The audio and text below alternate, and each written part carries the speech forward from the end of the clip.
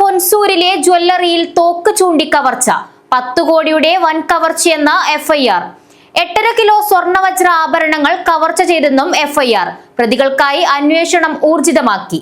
മൈസൂരു ഹൊൻസൂരിലെ കണ്ണൂർ സ്വദേശികളുടെ ഉടമസ്ഥതയിലുള്ള sky gold and diamonds ജ്വല്ലറിയിലെ കവർച്ച പ്രതികളെ പിടികൂടാനാകാതെ പോലീസ്. സംഘം 8 മിനിറ്റ് കൊണ്ട് 8.5 കിലോ സ്വർണ്ണ വജ്രാഭരണങ്ങൾ കവർച്ച ചെയ്തെന്നാണ് എഫ്ഐആറിൽ പറയുന്നത്. 10 കോടിയുടെ വൻ കവർച്ചയെന്നും എഫ്ഐആർ. ഞായറാഴ്ച വൈകിട്ടോടെ മുഖംമൂടി ധരിച്ച് 2 ബൈക്കുകളിലായി എത്തിയ സംഘം ജീവനക്കാർക്ക് നേരെ തോക്ക് ചൂണ്ടി ഭീഷണിപ്പെടുത്തിയാണ് കവർച്ച നടത്തിയത്. തടയാൻ ശ്രമിച്ചെങ്കിലും ജീവനക്കാർക്ക് നേരെ സംഘം 2 തവണ വെടിയുതിർത്തു. ഭാഗ്യം കൊണ്ടാണ് ജീവനക്കാർ രക്ഷപ്പെട്ടത്. ഇതിന്റെ ദൃശ്യങ്ങൾ സിറ്റി ന്യൂസിന് ലഭിച്ചു.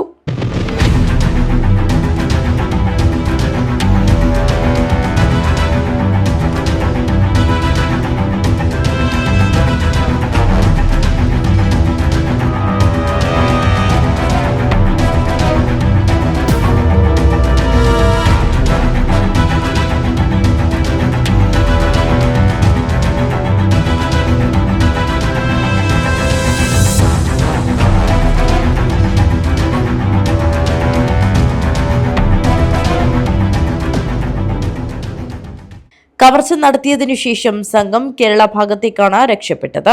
ഇവർ അതിർത്തി വഴി കേരളത്തിലേക്ക് കടന്നതായാണ് സൂചന.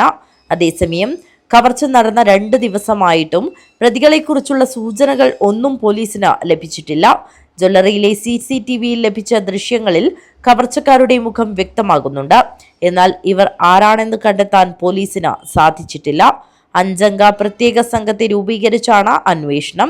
കേരളത്തിന് പുറമെ തമിഴ്നാട്ടിലും അന്വേഷണം വ്യാപിപ്പിച്ചിട്ടുണ്ട്.